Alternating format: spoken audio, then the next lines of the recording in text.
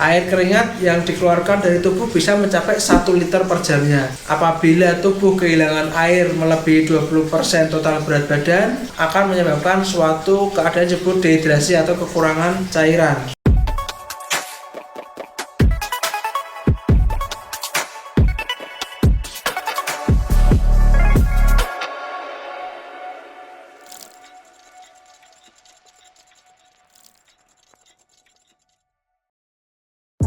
Halo, assalamualaikum warahmatullahi wabarakatuh. Bareng lagi di channelnya Dr. Dedi. Ya, kemarin saya sempat melakukan long ride bersama teman-teman saya dengan jarak kurang lebih 250 kiloan. Dan disitu banyak teman-teman saya yang menanyakan berapa sih energi yang kita butuhkan untuk long ride, berapa sih kebutuhan nutrisi atau gizi yang kita perlukan untuk melakukan olahraga bersepeda seperti itu. Ya, di sini akan saya jelaskan secara detail perhitungannya, bagaimana nutrisi itu kita butuhkan, bagaimana gizi itu kita butuhkan terkait dengan nutrisi saat berolahraga.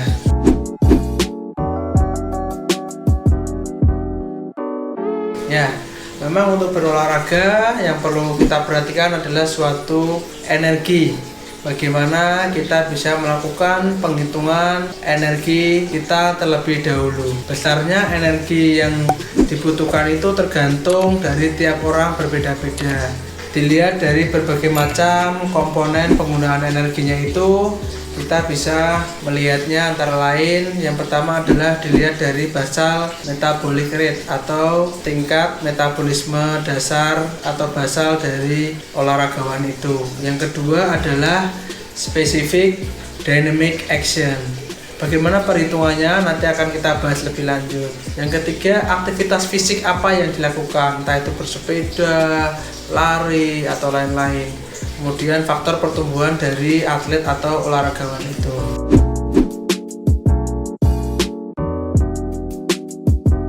Yang pertama terkait dengan basal metabolisme rate, kita harus pertama-tama kita hitung indeks massa tubuh. Bagaimana menghitung indeks massa tubuh? Indeks massa tubuh itu pembagian antara berat badan dalam kilogram oleh tinggi badan dalam hitungan meter yang dikuadratkan. Jadi persentase lemak tubuh yaitu perbandingan antara lemak tubuh dengan massa tubuh tanpa lemak. Pengukuran lemak tubuh itu bisa kita gunakan dengan cara pengukuran skin fold caliper. Ada alatnya tersendiri pada daerah triceps dan subscapula. Untuk penghitungan dari indeks massa tubuh itu, tadi kita sebutkan bahwa indeks massa tubuh itu berat badan dalam kilogram dibagi tinggi badan dalam meter dikuadratkan. Ada berbagai macam indeks massa tubuh pada tiap dengan perhitungan itu, yaitu keadaan underweight atau kurus, normal, dan overweight atau gemuk.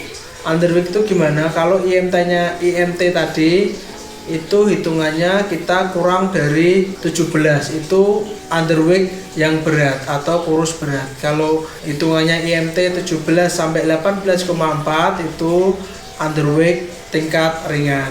Kalau normal bagaimana? IMT yang normal. IMT yang normal itu sekitar perhitungannya 18,5 sampai dengan 25. Untuk yang overweight yang ringan itu dengan IMT 25,1 sampai 27. Kalau overweight dengan severe atau yang berat itu dengan IMT lebih dari 27.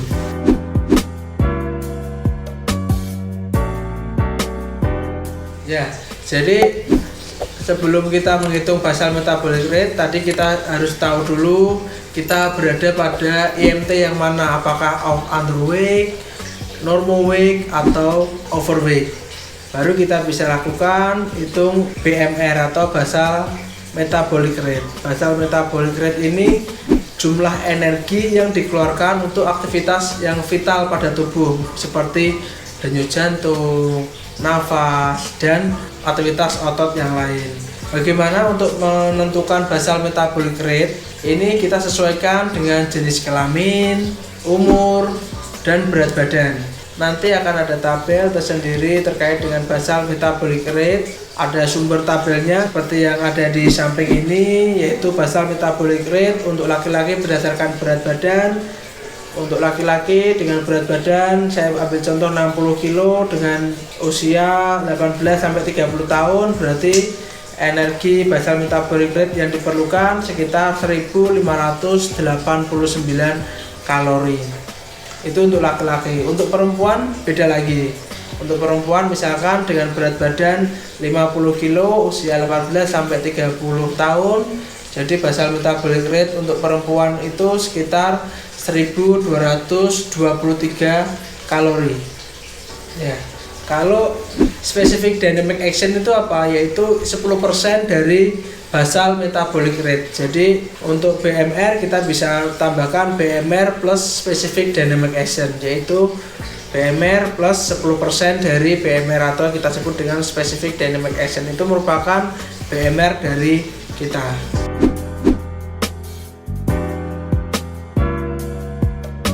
Kemudian langkah selanjutnya adalah kita tentukan aktivitas fisik apa yang dilakukan. Misalkan aktivitas fisik ini merupakan suatu pengeluaran energi untuk aktivitas fisik harian, bisa ditentukan oleh antara lain jenis latihan fisiknya, kemudian intensitasnya berapa lama, dan lamanya aktivitas fisik itu. Jadi kita bisa menghitung, misalkan ini seperti contoh, rata-rata tingkat aktivitas harian di luar latihan pada laki-laki itu yang kerja sedang 1,8, pada perempuan 1,7. Kalau yang berat 2,1 pada laki-laki, dan yang pada perempuan 1,8.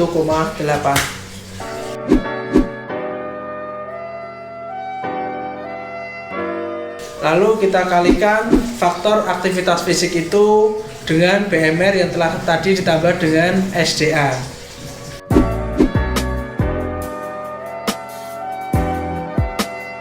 Aktivitas olahraganya, tentukan penggunaan energi sesuai dengan latihan atau pertandingan olahraga.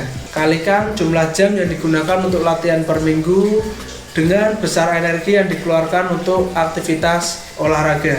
Total energi yang didapatkan dari perhitungan energi dalam seminggu itu kemudian dibagi dengan 7 untuk mendapatkan penggunaan energi yang dikeluarkan per hari. Tambahkan besarnya penggunaan energi ini dengan besarnya energi yang didapatkan pada perhitungan pada langkah tadi. Pada balap sepeda, yaitu balap sepeda 9 km per jam, itu pada 60 kg sekitar 4 kalori per menit. Kalau pada 15 km per jam, yaitu sekitar 6 kalori per menit. Pada saat bertanding kita butuhkan 10 kalori per menit.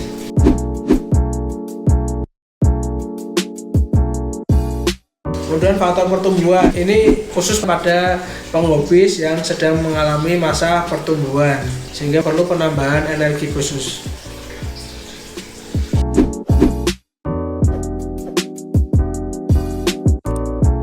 Untuk perhitungan kalori kita bisa berikan contoh sebagai berikut. Misalkan Tuan X usia 28 tahun, dia aktif bersepeda 4 kali seminggu dengan berat badan 60 kg dan tinggi badan 170 cm. Tuan X ini aktif bersepeda 4 kali seminggu dengan 1 kali sesinya 1 jam dengan kecepatan rata-rata 25 km per jam. Berapa kalori yang dibutuhkan oleh Tuan X ini per harinya? Yang pertama, langkah pertama yang kita lakukan adalah kita menghitung indeks massa tubuh dari Tuan X sendiri. Dengan berat badan 60 dan tinggi badan 170, berarti indeks massa tubuh pada Tuan X ini adalah sekitar 60 dibagi 1,7 kuadrat, yaitu sekitar 20,76. Tuan X ini memiliki indeks massa tubuh yang normal weight. Kemudian langkah kedua adalah kita tentukan berapa basal metabolic rate dan SDA Tuan X ini. Dengan BMR-nya, Tuan X ini laki-laki usia 28 tahun, dia berat badan 60, berarti basal metabolic rate pada pasien ini, pada Tuan X ini yaitu 1589,2. Dengan SDA-nya 10%, berarti 158,9. Kita tambahkan BMR dengan SDA sehingga total BMR totalnya pada Tuan X ini ada 1747,9 kalori. Dengan aktivitas Tuanik ini tergolong aktivitas sedang dengan pengalinya yaitu konstantanya 1,8 dikali PMR total yaitu 1747,9. Jadi total kalori pada Tuanik ini 3146,2 kalori. Dan aktivitas Tuanik ini adalah bersepeda 4 kali seminggu dengan 1 kali sesi sekitar 25 km per jam. Dia melakukan bersepeda 1 jam tiap harinya. Jadi total kalori yang dibutuhkan oleh Tuanik ini adalah 3146 ditambah aktivitas bersepeda dengan kecepatan 25 km per jam selama 1 jam tiap harinya, itu menghabiskan kalori sekitar 590 kalori.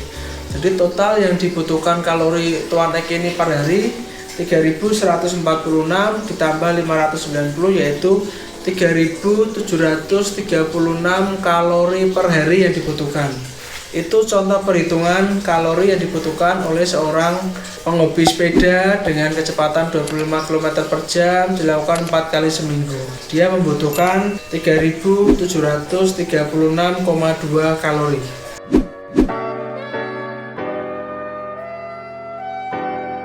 Jadi berbagai macam kalori didapatkan dari protein yang merupakan zat gizi penghasil energi. Kebutuhan protein untuk masing-masing orang berbeda-beda. Anjuran konsumsi proteinnya seperti tabel berikut, yaitu misalkan atlet yang dia berlatih ringan sekitar 1 gram per kilogram berat badan per hari.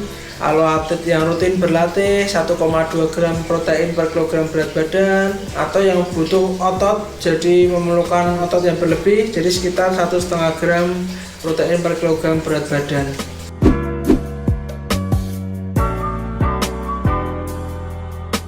Jadi lemak juga merupakan sumber energi yang paling tinggi.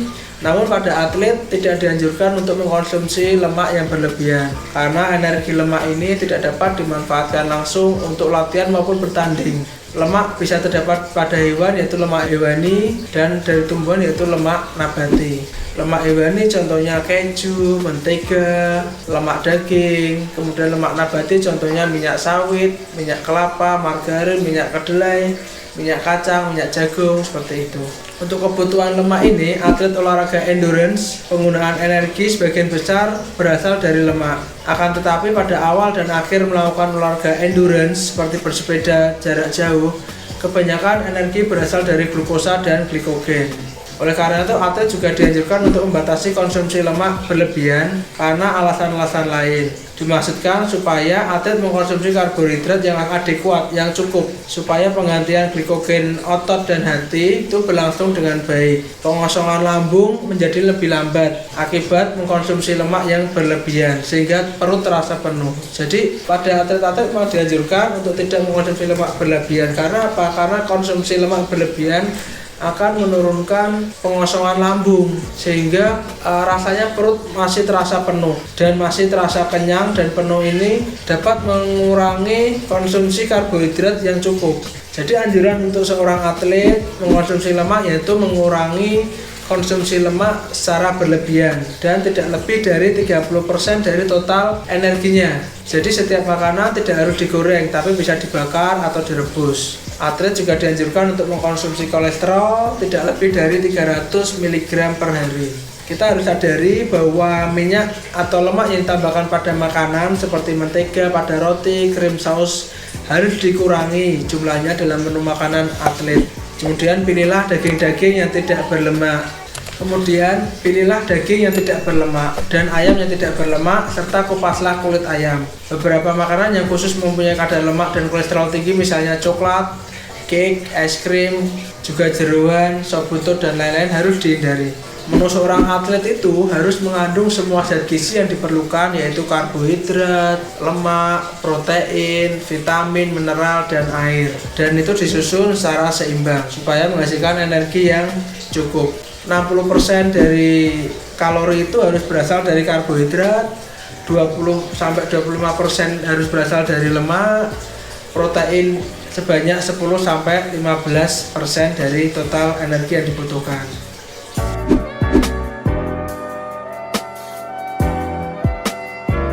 Bagaimana dengan suplai air dan elektrolit? Suplai air dan elektrolit saat berlatih maupun bertanding, atlet akan mengeluarkan keringat dalam jumlah yang banyak, sehingga keringat akan lebih banyak lagi dikeluarkan apabila berolahraga di tempat yang panas, seperti kita bersepeda di tempat-tempat yang terbuka atau outdoor. Air keringat yang dikeluarkan dari tubuh bisa mencapai 1 liter per jamnya. Apabila tubuh kehilangan air melebihi 20% total berat badan, akan menyebabkan suatu keadaan disebut dehidrasi atau kekurangan cairan. Oleh sebab itu, untuk mencegahnya ada baiknya atlet itu sering minum, jangan sampai menunggu haus terlebih dahulu. Air minum yang dianjurkan berupa jus dari buah-buahan, karena selain mengandung air juga mengandung elektrolit yang dibutuhkan. Jadi bagaimana kebutuhan air dan elektrolit pada keadaan normal dan ideal, yaitu diet rendah cairan, aktivitas minimal, serta tidak ada air keringat yang keluar. Pada keadaan yang normal seperti itu, orang dewasa membutuhkan sekitar 1.500 sampai 2.000 cc atau 2.000 ml air per hari. Itu pada keadaan orang-orang yang normal tanpa aktivitas fisik atau aktivitas fisiknya hanya minimal. Seperti kita ketahui bahwa perubahan status cairan tubuh saat berolahraga disebabkan oleh peningkatan produksi keringat dan asupan cairan tubuh yang sedikit. Defisit air sebanyak 1% dari berat badan akan mengurangi toleransi tubuh terhadap olahraga. Orang jadi lemas, performanya menurun. Bahkan kalau defisit air 3% sampai dengan 10% dari berat badan selama mengikuti olahraga menyebabkan penurunan performa olahraga, bahkan dapat meningkatkan resiko cedera dan berbahaya bagi olahragawan tersebut. Jadi kita perlu melakukan penggantian air yang adekuat selama berolahraga untuk memelihara penampilan yang optimal saat bertanding. Minumlah air 30-60 menit sebelum bertanding sebanyak 150 sampai 250 cc. Di sini air dingin kira-kira 10 derajat Celcius lebih baik daripada air hangat. Oleh karena air dingin lebih cepat diserap oleh usus, sehingga waktu pengosongan lambung menjadi lebih cepat. Orang saat tanding sehingga dia tidak menjadi cepat kenyang, tidak penuh saat mau bertanding. Selama bertanding, atlet dianjurkan untuk minum secara teratur setiap 10-15 menit sekali sebanyak 150-250 cc air dingin. Kemudian segera setelah bertanding, pemberian cairan digunakan untuk menggantikan cairan yang hilang. Atlet setelah bertanding harus minum air dingin sebanyak 150-250 cc. Kemudian minum air yang mengandung karbohidrat, elektrolit, serta mineral dan vitamin.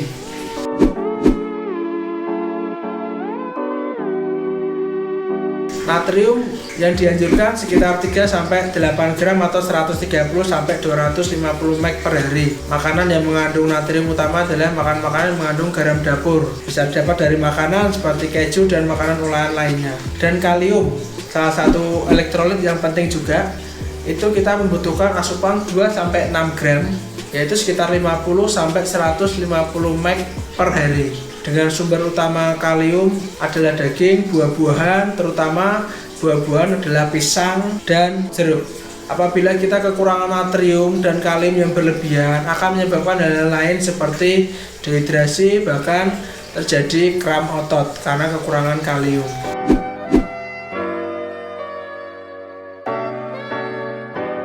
Untuk karbohidrat merupakan sumber utama energi untuk memenuhi kebutuhan gizi bagi seorang atlet. Ada antara lain yaitu biji-bijian seperti beras, ketan, jagung, ubi-ubian seperti ubi singkong, dan tepung-tepungan seperti roti, mie, pasta, makaroni, bihun. Itu merupakan sumber-sumber karbohidrat. Untuk sumber-sumber vitamin, antara lain vitamin B1 dan vitamin B lainnya, dan vitamin A, C, dan D yang lain-lain. Untuk sumber vitamin A itu berasal dari sumber sayur-sayuran dan buah-buahan berwarna hijau tua atau merah seperti wortel, tomat, kemudian daun singkong, daun katuk, pepaya, mangga. Kemudian vitamin C antara lain jambu biji, pepaya, jeruk. Dan untuk vitamin E, sayur-sayuran hijau, minyak jagung, minyak kedelai.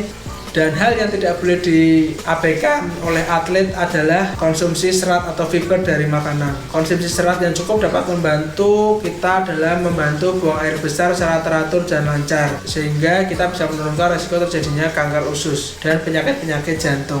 Serat-serat dari makanan seperti sayur-sayuran antara lain bayam, kangkung, daun singkong, daun labu.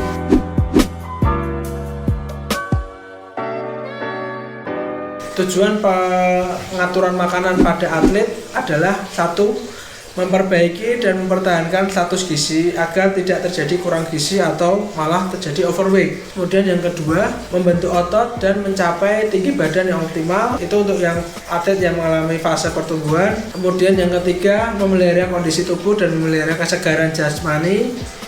Yang keempat, membiasakan atlet mengatur diri sendiri untuk makan makanan yang seimbang. Kemudian bagaimana nutrisi kita saat mau bertanding? Sebelum bertanding atau pra pertandingan, kira-kira 3-4 jam sebelum pertandingan, atlet dapat mengkonsumsi makanan yang lengkap. Makanan sebaiknya yang mudah dicerna, rendah lemak, rendah serat, dan tidak menyebabkan masalah pada pencernaan, antara lain tidak terlalu pedas, tidak mengandung bumbu-bumbu yang tajam, dan tidak berlemak. Sedangkan makanan kecil atau minuman seperti biskuit, jus buah, dan lain-lain itu bisa diberikan kira-kira 1-2 jam sebelum kita bertanding. Bagaimana saat bertanding? Pada saat bertanding, minum air sebanyak 1-1,5 gelas 1 jam sebelum pertandingan, dan saat istirahat atau saat jeda. Sangat dianjurkan. Minum air selama pertandingan juga harus dilakukan setiap ada kesempatan. Jangan menunggu sampai timbul rasa haus. Air minum bisa ditambahkan 1 sendok teh gula dan 1/4 sendok teh garam dalam 1 gelas air. Demikian vlog saya hari ini. Semoga sangat bermanfaat untuk teman-teman semua dalam menentukan energi yang dibutuhkan. Please like, subscribe, and comment supaya channel ini terus berkembang. Wassalamualaikum warahmatullahi wabarakatuh.